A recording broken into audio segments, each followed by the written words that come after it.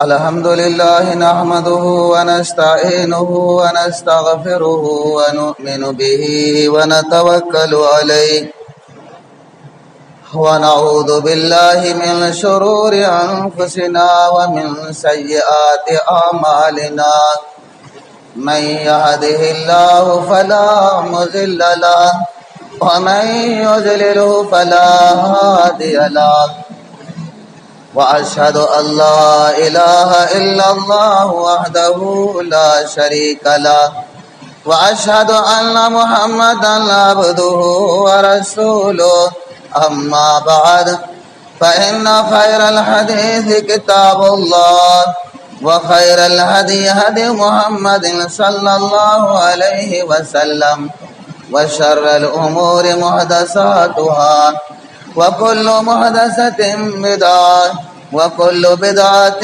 ضلالة وكل ضلالة في النار. أعوذ بالله من الشيطان الرجيم. إن الذين يرمون المحصنات الغافلات المؤمنات لعنوا في الدنيا والآخرة وَلَهُمْ عَذَابٌ عَظِيمٌ. وقال النبي صلى الله عليه وسلم المفلس من أمتي يأتي يوم القيامة يأتي بصلاة وصيام وزكاة قد شتم هذا وقذف هذا وأكل مال هذا وضرب هذا. السلام علیکم، میں ضمیر احمد انصاری اور آپ دیکھ رہے ہیں زیڈ نیوز فار یو. عرض یہ ہے کہ آپ نے اپنے YouTube channel Z news for you کو ابھی تک سبسکرائب نہیں کیا ہے تو ابھی کریں، اور ساتھ ہی دیے ہوئے بیل آئیکن کو بھی دبا دیں جس سے ہماری آنے والی سبھی ویڈیوز کے نوٹیفیکیشن آپ کو ملتے رہیں. شکریہ. تمام تعریفیں، حمد و ثنا، عظمت و کبریائی اللہ رب العالمین کے لیے لائق اور زیبا ہے، جو ساری کائنات کا خالق و مالک ہے. سب کچھ اس کے قبضہ قدرت اور اختیار میں ہے، جو اپنی حکمت و مشیت سے ساری دنیا کا نظام چلا رہا ہے. درود و سلام ہو اللہ کے آخری نبی جناب محمد الرسول اللہ صلی اللہ علیہ وسلم پر، کہ جن کے ذریعے اللہ رب العزت نے ہماری ہدایت کا بندوبست کیا. محترم حضرات، حالات حاضرہ اور سماج اور معاشرے کو دیکھتے ہوئے سورہ نور کی ایک آیت تلاوت کی، جو بڑی اہم آیت ہے. آج ہمارا معاشرہ اور ہمارا سماج اتنا بگڑ چکا ہے، خراب ہو چکا ہے کہ بڑے بڑے اپنے آپ کو حاجی، نمازی اور دیگر ولی متقی سمجھنے والے بڑے بڑے کبیرہ گناہوں کا ارتکاب کرتے ہیں. وہ ہے الزام بازی، بہتان. ذرا ذرا سی باتوں پر، حالات، معاملات پر ایک دوسرے پر الزام بہتان لگاتے ہیں. یہ اتنا خطرناک کبیرہ گناہ ہے جس کی اللہ تعالی دنیا میں ہی سزا دیتا ہے. فرمایا ان الذين يرمون المحصنات الغافلات المؤمنات،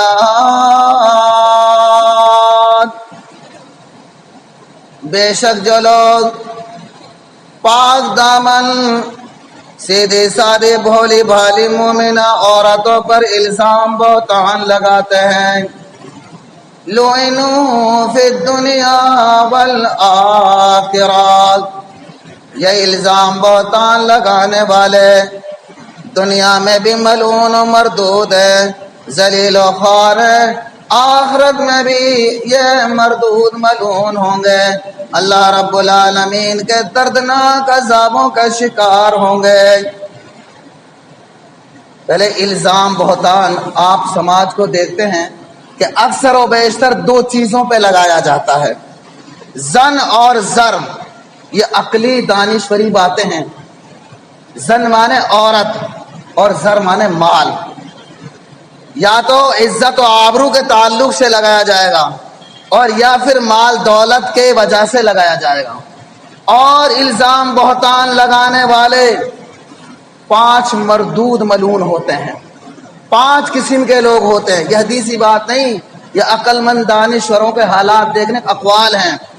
نمبر 1، اکثر و بیشتر انسان اپنی کمی کوتاہی کو چھپانے کے لیے دوسرے پہ الزام لگائے گا کہ میری طرف سے لوگوں کی توجہ ہٹے اور دوسرے کے پیچھے لگے. نمبر 2، حرام کھانے کے لیے لگائے گا، چاہے وہ مال ہو چاہے زمین و جائیداد ہو. حرام کھانے کے لیے دوسرے پر الزام بہتان لگا کے دبائے گا. اور نمبر 3، انسان اکثر و بیشتر اپنی چودراہٹ بنانے کے لیے لگائے گا. الزام بہتان لگا کے دبائے گا، اپنی چودراہٹ بنائے گا. نمبر 4، سماج کا ایک گرا ہوا اوچھی اور ایک گری ہوئی ذہنیت کا انسان دوسرے پہ الزام بہتان لگائے گا. اور نمبر 5، ایک جاہل بے شرم آدمی دوسرے پہ الزام بہتان لگائے گا جس کو شریعت کے بارے میں مسئلے مسائل کی معلوم نہیں ہوگا کہ الزام بہتان لگانے کا اللہ تعالیٰ کا یہاں اتنا بڑا عذاب وعیدیں ہیں قرآن کے اندر کہ اگر تو نے الزام بہتان لگایا تو دنیا میں ہی تجھے اللہ تجھ پر عذاب نازل کرے گا. تو اکثر و بیشتر یہ 5 قسم کے لوگ ہوتے ہیں. تو عزت و آبرو کے بعد سے بات ہو رہی تھی. تو آج سماج میں دیکھتے ہیں کہ ذرا سی باتوں پر اپنی بیوی پر دوسروں پر الزام بہتان لگانے میں دیر نہیں کرتے، جبکہ اس کا سخت گناہ ہے اور اتنا سخت عذاب ہے. دنیا آخرت میں وہ ملعون ہے. بغیر کسی تحقیق کے ثبوت کے آپ کسی پر الزام نہیں لگا سکتے.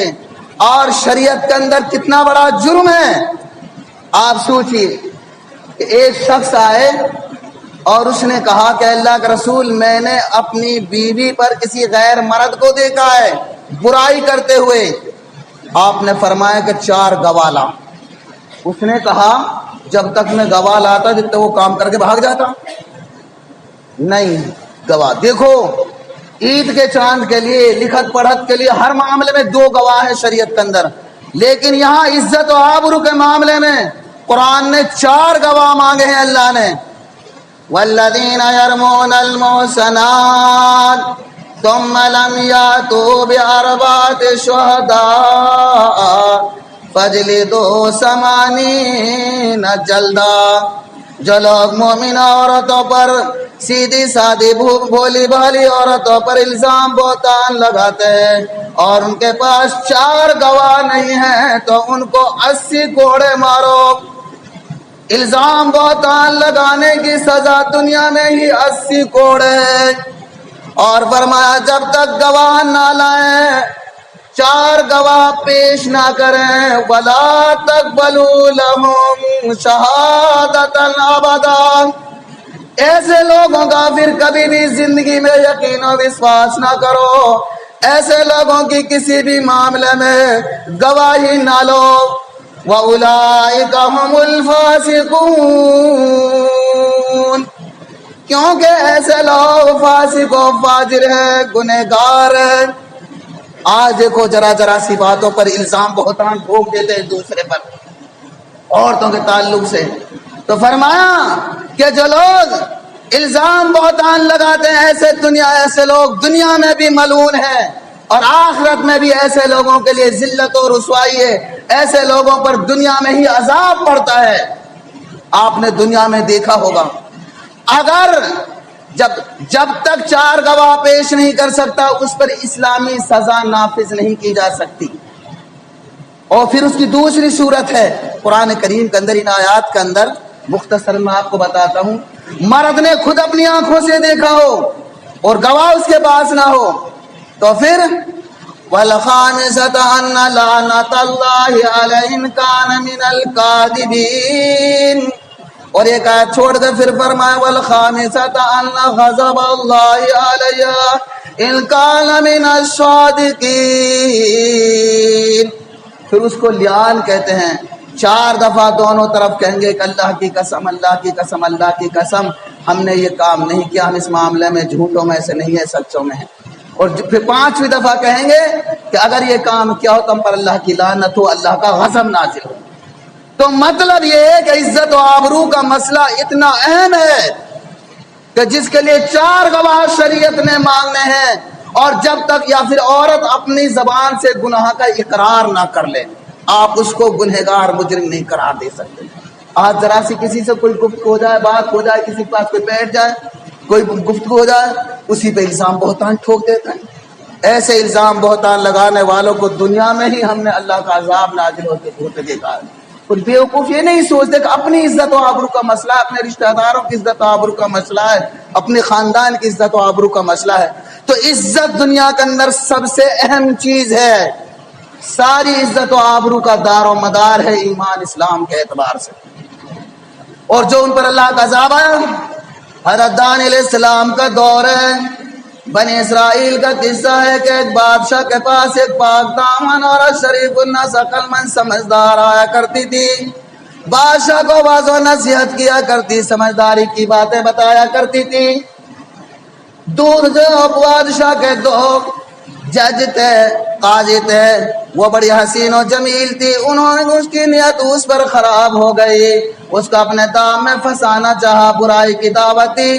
لیکن اس نے کہا, ان کو بھی سمجھایا اللہ سے ڈرو, اللہ کا خوف کھاؤ, اس کام کی تم مجھے دعوت دے رہے ہو یہ کام برا ہے. آخرکار ان دونوں قاضیوں نے پروگرام بنایا اور یہ بنایا کہ ہمیں اس نے ہماری بات نہیں مانی تو ہم بھی اس کے ساتھ کوئی چال چلیں گے. اس پر زنا کا الزام لگا دیا اور بادشاہ سے کہہ دیا تمہارے پاس جو یہ عورت آتی ہے یہ زناکار ہے, بدماش ہے, ہم نے اس کو زنا کرتے ہوئے دیکھا ہے. بادشاہ نے یہ بات سنتے ہی فوراً اس کی سنگساری رجم کا فیصلہ کر دیا, شہر میں اعلان کر دیا. اب بادشاہ بڑا غمگین پریشان ہوا. حالات کے اعتبار سے یہ عورت گنہگار نہیں ہے, لیکن کیا کروں, دوسری طرف قاضیوں کی گواہی ہے, اسے بھی ٹھکرایا نہیں جاتا.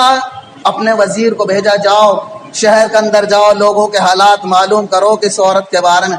3 دن رہ گئے صرف سزا کے, لوگوں میں کیا گفتگو ہے. دانیہ علیہ السلام اس وقت بچے ہیں, بچوں کے ساتھ کھیل رہے ہیں. دیکھو اللہ تعالیٰ نے اس عورت کی عزت و آبرو کی کیسے حفاظت فرمائی, اور بچوں کے ساتھ کھیل رہے ہیں, فیصلہ اتار دیا. دانیہ علیہ السلام 3-4 بچے کھیل رہے ہیں. بچے کبھی کبھی کوئی بادشاہ بنتا ہے, کوئی وزیر بنتا ہے, کبھی کچھ بنتا ہے, بچوں کا کھیل ہوتا ہے. دانیہ علیہ السلام نے ایک رات کا تودہ بنایا جج میں نے, اور ایک عورت کو بنایا, اور 2 کو مجرم کو بنایا, کچھ وکیل بنائے, اور ان سے بیان لیے 2 کے بارے میں یہ فیصلہ رکھا. وزیر یہ منظر دیکھ کر حیران شجدر رہ گئے. ارے اللہ تعالیٰ نے ہماری پریشانی تو دانیال بچے کے سامنے اتار دی ہے. جا کے بادشاہ کو بتلایا کہ ایسے ایسا منظر میں نے دیکھا ہے کہ دانیال نام کے بچے نے اس طرح سے بیان لیے 2 شخصوں کے, پہلے ایک کا بیان لیا, پھر اس کو الگ کیا, پھر دوسرے کا بیان لیا, پھر اس کو الگ کیا, دونوں کو پھر اکٹھا بلایا تو دونوں کے بیان مختلف. اللہ کا شکر ادا کیا بادشاہ نے, اور اللہ نے فیصلہ اتار. دونوں قاضیوں مجمع اکٹھا کیا, دونوں قاضیوں کو بلایا, دونوں کے الگ الگ ویسے ہی بیان لیے جیسے دانیال نے لیے تھے وہاں دانیہ علیہ السلام نے. دونوں کے بیان الگ الگ.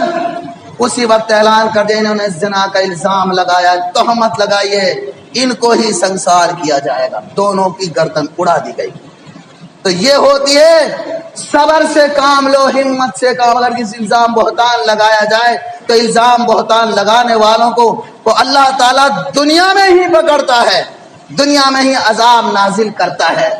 دوسری بات, دوسرا الزام لگتا ہے مال و زر کے اعتبار سے, دولت کے اعتبار سے, حرام کھانے کے لیے کسی بھی طریقے سے الزام بہتان لگایا جاتا ہے. پہلے اور اکثر و بیشتر آپ نے دنیا میں دیکھا ہوگا کہ الزام و بہتان اکثر و بیشتر کن پہ لگتے ہیں؟ عہدے داروں پہ, ذمہ داروں پہ, جن کو اللہ تعالیٰ کو عزت سے منصب سے نوازتا ہے, ان پر الزام و بہتان لگائے جاتے ہیں.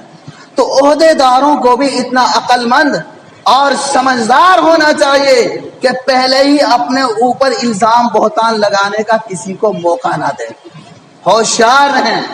کہ اکثر و بیشتر آپ ان سیاسی لوگوں کو دیکھتے ہیں کہ یہ ایک دوسرے کی ٹانگ کھینچتے رہتے ہیں، وہ ان پہ الزام لگائیں گے، وہ ان پہ الزام لگائیں گے، بہتان لگاتے رہتے ہیں۔ تو دنیاوی اعتبار کے اعتبار سے تاریخ میں دو قصے آپ کو سناؤں گا، پھر حالات کے بارے میں کچھ بتلاؤں گا۔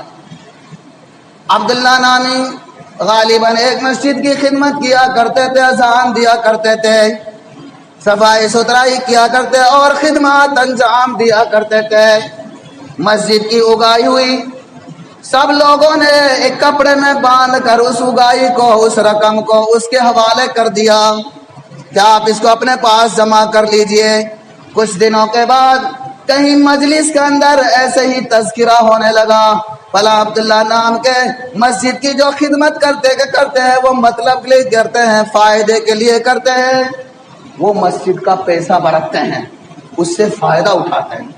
یہ عبداللہ نامی شخص کو کسی نے جا کر کہہ دیا کہ تمہارے بارے میں کہ فلاں جگہ پہ ایسے ایسے باتیں ہو رہی تھی کہ وہ مسجد کا پیسہ برتتا ہے، فائدہ اٹھاتا ہے۔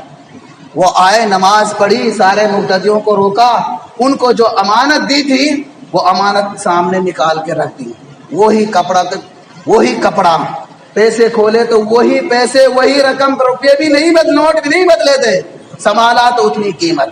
لوگوں نے پوچھا کیا بات ہے، کیا ماجرا ہے؟ انہوں نے کہا کہ بھائی ایسا معاملہ ہے، آج تو مجھ پہ کھانے برتنے کا الزام لگا رہے ہیں، کل کو کھانے کا لگائیں گے، میں ایسا کام کیوں کروں؟ تو اور میں آج کے بعد تمہاری امانت اپنے پاس نہیں رکھوں گا، اور ساری دوسری بات دیکھو اس کی عقل مندی، مسجد کی اور ساری خدمات انجام دوں گا۔ اگر وہ خدمات کو چھوڑ دیتے تو پھر شاطر چال باز کیا کہتے؟ ارے یہ تو آزادی پیسے کے لیے دیا کرتا تھا۔ تو مطلب یہ ہے کہ اتنا، اور پھر اگر صاف ستھرا معاملہ ہو، عقل مندی کا معاملہ ہو، تو پھر تو اس میں کوئی حرج نہیں ہے، اس میں اور عزت کا معاملہ ہے، امانت داری کا معاملہ ہے۔ تو مطلب یہ ہے کہ آج الزام بہتان طرح طرح سے لگائے جاتے ہیں، تو ذمہ داروں کو چاہیے کہ اپنے اوپر ذمہ دار جو ہوتے ہیں ان کو اپنا ہاتھی جیسا دل رکھنا چاہیے، اور شیر چیتا جیسے دماغ، عقل رکھنی چاہیے۔ جب ہاتھی چلتا ہے تو اس کے پیچھے طرح طرح کے کتے بھونکتے ہیں، لیکن وہ اپنی مست چال پر چلتا رہتا ہے۔ اور شیر دماغ، کہ شیر سے بڑے جانور ہوتے ہیں، بھینس، اونٹ، اس سے بھی وزن میں، طاقت میں بھی زیادہ، لیکن وہ عقل سے ان کو بھی اپنے قبضے میں کر لیتا ہے، ان کی گردن کی شہرت کو پکڑتا ہے۔ تو مطلب یہ ہے کہ اتنی عقل مند اور سمجھ بوجھ ہونی چاہیے کہ اپنے اوپر الزام بہتان نہ لگائیں۔ تو دو طریقے سے الزام اور بہتان لگائے جاتے ہیں۔ تیسری بات، چار باتیں میں بیان کروں گا ایک الزام بہتان کے بارے میں۔ دوسری بات یہ تھی کہ یا ایھا الذین آمنوا ان جاءکم فاسق بنبأ فتبینوا ان تصیبوا قوما بجہالۃ فتصبحوا علی ما فعلتم نادمین۔ اللہ نے ہمارے لیے تعلیم دی ہے، ہم مومن ہیں، نمازی ہیں، دوسرے لوگوں کے لیے اگر کوئی الزام بہتان لگائے تو اس کا یوں ہی یقین مت کرو جب تک تمہارے پاس پکا ثبوت نہ ہو۔ کہیں ایسا نہ ہو کہ تمہیں بھی اس بات پر تذکرہ کر کے پچھتانا پڑ جائے۔ لیکن آج کے مومن نماز پڑھ رہا ہے، روزہ رکھ رہا ہے، اس کے سامنے کوئی الزام کی بہتان کی بات آئے تو یہ حاجی صاحب کیا کہتا ہے، مزے کی بات آئی ہے، پھر اس کو مزے کرتا پھرتا ہے۔ ارے کمبخت، جتنا الزام لگانے والا گناہگار ہے اتنا تو بھی گناہگار ہے۔ مومن جو آدمی ہوگا، عقل مند سمجھدار ہوگا، نہ الزام بہتان کا یقین کرے گا، اور اگر حقیقت بھی ہے، سچ بھی ہے وہ معاملہ، تب بھی اس کا تذکرہ نہیں کرے گا، کیونکہ وہ غیبت ہے۔ الزام بھی کبیرہ گناہ اور غیبت کرنا بھی کبیرہ گناہ، حق تلفی میں آتا ہے۔ بہت دونوں گناہ ہے، دونوں طرح سے نہیں کرے گا، اور معاملات سوچتے اتنی لمبی تفصیل کی بات ہے۔ تو مطلب یہ ہے کہ چوتھی بات یہ، اگر ہم پر کوئی الزام بہتان لگا دے تو ہمیں اس کا دفاع کیسے کرنا ہے، اپنی عزت و آبرو کی کیسے حفاظت کرنی ہے، ہمیں شریعت نے، واقعات نے ہمیں تعلیم دی ہے، سبق دیا ہے حضرت عمر فاروق رضی اللہ تعالیٰ عنہ کا دور ہے، بحرین کا مغیرہ بن شعبہ کو گورنر بنا کے بھیج دیا۔ اس وقت کے گورنر نماز پڑھایا کرتے تھے، وہی خطبہ دیا کرتے تھے، لوگوں کے معاملات کے فیصلے کیا کرتے تھے۔ مغیرہ بن شعبہ حق انصاف بیان کرتے، حق سچ بیان کرتے، کسی کی منہ دیکھی بات نہیں کرتے تھے، لوگوں کے معاملات میں عدل و انصاف سے فیصلہ کیا کرتے تھے۔ لیکن جو نکمے لچے قسم کے لوگ ہوتے ہیں ان کو حق سچ بیان راس نہیں آتا، عدل و انصاف انہیں گوارا نہیں لگتا۔ لوگوں نے کچھ مشورہ کیا، میٹنگ کی، اس گورنر صاحب کو گورنری کے عہدے سے ہٹانا ہے، امامت سے کسی بھی طریقے سے ان کو ہٹوانا ہے، ان کو برخاست کروانا ہے، بہت بولتا ہے۔ پروگرام بنایا، ایک جو شاطر صاحب شاطر چال باز تھا، سب سے زیادہ تاریخ میں آتا ہے کہ وہ سردار تھا، لیڈر تھا۔ جو لیڈر قسم کے لوگ ہوتے یہ سب سے بڑے شاطر تھے، ان کے پتہ نہیں کھوپڑی میں کہا نسپال پورے ٹھیک ہے، یہ بڑے شاطر چال باز ہوتے ہیں۔ اس نے کہا کہ میرا کام ہے ہٹوانے کا، لیکن تم میری بات مانو۔ کہا کہ بات مانتے ہیں، بتاؤ 1,00,000 درہم اکٹھے کرو۔ شوق میں لوگوں نے 1,00,000 روپے درہم اکٹھے کر لیے۔ فرمایا اب دیکھو میں ہٹوا کے دکھاتا ہوں۔ 1,00,000 درہم اکٹھا کیا گیا۔ یہ سردار 1,00,000 کی رقم کو امیر المومنین حضرت عمر فاروق کے پاس تقریباً 300 لوگوں کو پتا ہوگا جو سعودی وغیرہ جاتے ہیں کہ مدینہ سے بحرین کتنے کلومیٹر ہے، کم سے کم 300-400 کلومیٹر دور ہوگا۔ سفر کر کے مدینہ گئے، حضرت عمر فاروق رضی اللہ تعالیٰ عنہ کے پاس آئے اور کہا کہ امیر المومنین آپ نے ہمارا جو گورنر امام بنا کے بھیجا ہے وہ چور ہے، خائن ہے، اس نے مسلمانوں کے بیت المال میں سے 1,00,000 درہم چرا کر چھپا کر میرے پاس رکھے ہیں، مجھے دیے کہ میرے بچوں کے لیے ہو جائیں گے۔ حضرت عمر فاروق رضی اللہ تعالیٰ حیران شک کر رہ گئے کہ مغیرہ بن شعبہ کو میں نے اتنا بھروسہ کر کے بھیجا، اتنی بڑی حرکت کر دی۔ فرمایا یہیں رہو، ابھی مغیرہ بن شعبہ کو بلاتا ہوں اور تمہارے سامنے سزا دوں گا، کیسی سزا تمہیں دے کے دکھاتا ہوں۔ مغیرہ بن شعبہ کو بلوایا گیا اور بلائے مجلس قائم ہوئی۔ عمر فاروق بولے او مغیرہ تم نے اپنے آپ کو بھی ذلیل کیا، رسوا کیا اور مجھے بھی شرمندہ کیا، تم سے ایسی امید نہیں تھی کہ تم نے اتنی بڑی حرکت کر دی کہ بیت المال سے 1,00,000 روپیہ چرا لیے اور تم نے اس کے پاس جمع کیے۔ یہ دیکھو یہ 1,00,000 درہم تمہارے سامنے موجود ہیں، یہ چرائے تھے۔ مغیرہ بن شعبہ حیران رہ گئے، کہا کہ امیر المومنین مجھے سوچنے کا کچھ موقع دیجیے، بلکہ موقع لے لو، سوچ لو۔ مغیرہ بن شعبہ ایک طرف گئے، اللہ رب العالمین سے دعا کی، فریاد کی، او مولا کریم قل اللہم مالک الملک تؤتی الملک من تشاء وتنزع الملک ممن تشاء وتعز من تشاء وتذل من تشاء بیدک الخیر انک علی کل شیء قدیر۔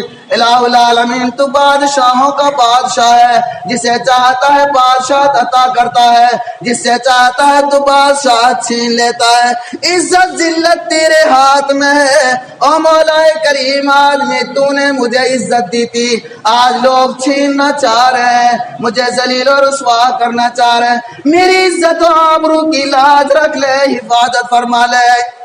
اللہ نے دعا قبول کی، مجمع میں آئے، کہا کہ امیر المومنین میں دیکھو شیطان پہ طوفان کیسے چڑھایا جاتا ہے، میں نے اس کو اللہ نے اس کے دل میں جواب ڈال دیا، میں نے اس کو 1,00,000 درہم نہیں دیے تھے، اس سے قسم کھلواؤ، میں نے اس کو 1,00,000 درہم نہیں دیے، میں نے اس کو 2,00,000 درہم دیے تھے۔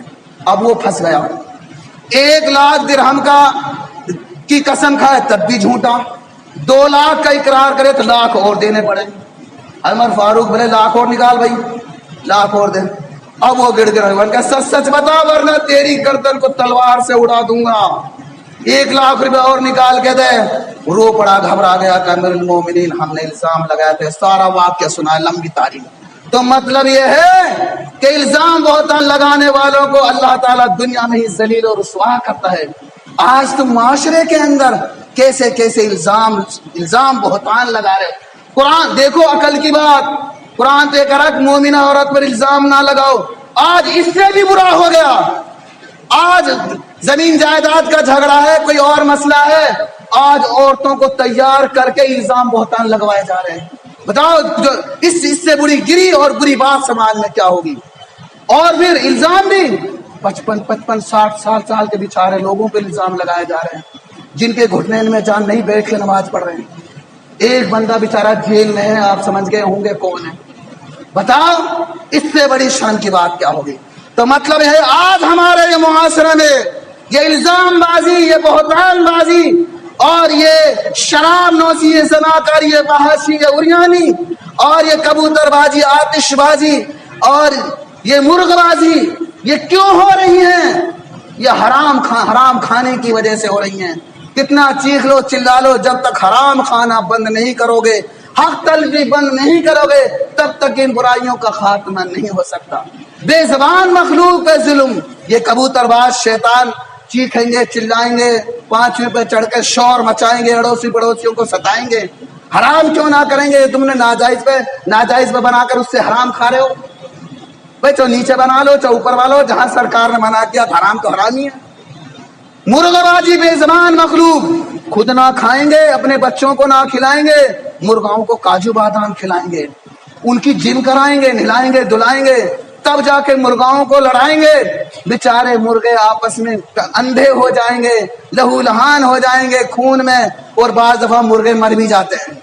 ये बेज़बान मखलूक का जुल्म है, जुल्म, ये गुनाह कौम लूत ने इल्जामबाजी के साथ साथ कौम लूत ने किए थे, ये जुल्म ज़्यादती।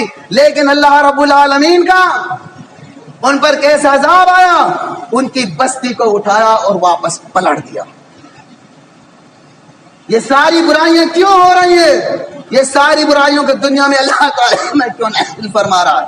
तो मोहतरम हज़रात, कहने का मकसद ये है कि आज हमें हराम खाने से खौफ नहीं, डर नहीं है, इसलिए ये हराम कारियां हमारे सामने आ रही हैं। अल्लाह के नबी सल्लल्लाहु अलैहि वसल्लम ने फरमाया, लंबी हदीस है जो मैंने खुतबे में पढ़ी, तो उसका सिर्फ तर्जुमा कर देता हूँ। सहाबा किराम से कहा, क्या जानते हो मुफलिस कौन है? अतदरून मल मुफलिस? फरमाया कि अल्लाह का रसूल, हम तो मुफलिस को समझे जिस पर दिरहम और दिनार ना हो। फरमाया नहीं, मुफलिस हकीकत में वो है कि जो कयामत के दिन इस हाल में आएगा कि जिसके पास जो पहाड़ों जैसी नेकियां होगी, नमाज की, रोजे की, हज की, ज़कात की और माल की, पहाड़ों जैसी नेकियां होंगी। लेकिन 5 किस्म के लोग इस हदीस में बयान किए हैं। अगर किसी और के साथ भी किया तो वो भी आ जाएंगे, 5 पे इक्तिफा मत करना। फरमाया, एक तो शतमा हाजा, किसी को गाली दी होगी, बुरा भला कहो।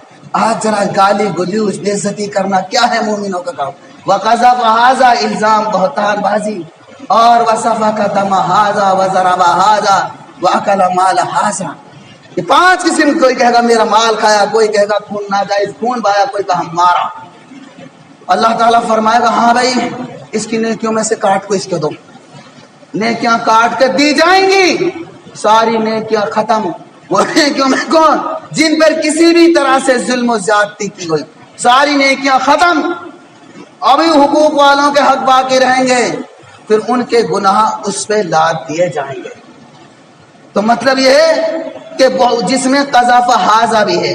और दूसरे लफ्ज़ अल्लाह के नबी ने फरमाया, 7 कामों से बचो, इज्तनिबु सबअल मुबिक़ात, 7 ऐसे कामों से बचो जो दुनिया में तुम्हें हलाक बर्बाद करवाएंगे, तबाह करवाएंगे। सहाबाए किराम चौंके, घबरा गए, या रसूलल्लाह, वो 7 काम क्या हैं? जिनमें से एक ये भी है, वक़ज़्फ़ुल मुहसनातिल मोमिनात। ओ मेरे भाइयों, किसी पर इल्जाम बहुतान ना लगाओ। ये इल्जाम बहुतान वो है जो दुनिया के अंदर इंसान को जलील और रुसवा करता है। मैंने उसके असबाब भी ज़राए भी सारे बतलाए। आज मेरे जिंदगी में दुनिया में एक तजर्बा है, एक आपको मैं 10 मिसाल में तुम में से ही गिन के बता दूंगा, तुमने ये किया, तुम पर अल्लाह का अज़ाब यही है। 2 मिनट सिर्फ बाकी है। ایک شخص سے میں نے 6-7 مہینے پہلے کہا، ایک بچی سے بازار میں میں جا رہا تھا کہ تم پردہ کیا کرو اور تمہارے پردے کے بہت سارے فائدے ہیں، نظر بھی نہیں لگتی ہے. تو اس نے نہیں کیا. 2-3 دن کے بعد اس کی امی ملی. میں نے کہا اپنے بچوں سے پردہ کیا کرو، بولا کرو کہ بازار وغیرہ میں پردے کیا کریں. تو کیا کہہ رہی ہے، تم بازار میں لڑکیوں کو دیکھنے جاتے ہو؟ میں سن کے حیران رہ گیا، کیا جواب دوں؟ اور اگر کچھ بولوں تو اور مصیبت کھڑی کر دیتا. میں نے بڑی شاطر چال بات ہے. 6-7 مہینے کے بعد میں نے اسی عورت سے پھر دوبارہ کہا ملی کہ تم خوشحال نہیں رہتی اور کیا اداسی ہے، کیا ہم دن آؤں گی. 6-7 دن پہلے آ گئی، رونے لگی کہ یہ پریشانی، یہ مصیبت، یہ پریشانی، دیش بھر کی پریشانی. ان کو کیا بتاؤں، کاروباری اعتبار سے اور رزق روزی کے اعتبار سے طرح طرح سے پریشانی بتائی اور کہا کہ علاج کرو. میں نے کہا ان باتوں کے علاج نہیں ہوتے ہیں، بس اللہ سے نماز پڑھو، دعا کرو، اللہ پریشان. علاج تو کسی کو نظر لگ جائے، کوئی سے کینسر ہو جائے، اس پہ اس قدم کیا جاتا ہے. نہیں کرو. میں کہہ رہا بڑی مشکل سے میں نے پیچھا چھوڑا. اب وہ بات کہوں تو اس کے دل پر اور چوٹ لگے، اور میں نے کہا اس کا دل نہ دکھاؤ، اللہ نے پکڑ لیا ہے. تو مطلب یہ ہے کہ کسی پہ الزام بہتان نہ لگاؤ. اور ایک حدیث اور بتا دیتا ہوں بالخصوص، الا ان اولیاء اللہ لا خوف. اس کی تفسیر میں ایک حدیث آتی ہے، میرے مطالعے میں وہ پہلی بار وہ حدیث آئی. خاص طور سے نمازی دیندار پرہیزگار آدمی پر جو الزام لگائے گا، اللہ اسے دنیا میں ہی پکڑ کے دکھائے گا 100%. حدیث کے الفاظ ہیں. تو مطلب یہ ہے کہ بھائی کسی پہ الزام بہتان مت لگاؤ، بے زبان مخلوق پہ ظلم و زیادتی مت کرو. ایسے دنیا سے جاؤ کہ ہمارے اوپر کوئی لوگوں کے لیے برائیاں نہ ہو، کوئی کمی کوتاہی نہ ہو، بھلائیاں چھوڑ کے جاؤ. اللہ رب العالمین سے دعا ہے کہ مولا ہمیں قرآن سنت کے مطابق زندگی گزارنے کی توفیق عطا فرما، ہر برائی سے ہماری حفاظت فرما. وآخر دعوانا الحمدللہ رب العالمین. بس بھائی اتنا ہی ٹائم ہے بمیر صاحب کی طرف سے 1-5 تک کا.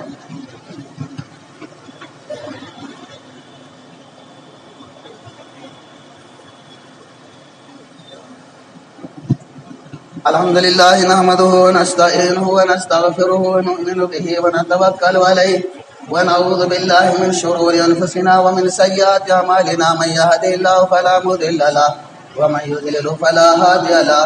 وأشهد أن لا إله إلا الله وحده لا شريك له وأشهد أن محمدا عبده ورسوله. أما بعد فإن خير الحديث كتاب الله وخير الهدي هدي محمد صلى الله عليه وسلم وشر الأمور محدثاتها وكل محدثة بدعة وكل بدعة ضلالة وكل ضلالة في النار.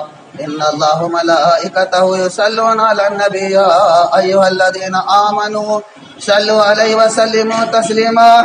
اللهم صل على محمد وعلى آل محمد كما صليت على إبراهيم وعلى آل إبراهيم إنك حميد مجيد. اللهم بارك على محمد وعلى آل محمد كما باركت على إبراهيم وعلى آل إبراهيم إنك حميد مجيد. عباد الله رحمكم الله، إن الله يأمر بالعدل والإحسان وإيتاء ذي القربى وينهى عن الفحشاء والمنكر والبغي لعلكم تذكرون. اذكروا الله يذكركم وادعوه يستجب لكم ولذكر الله أعلى وأجل وأكبر.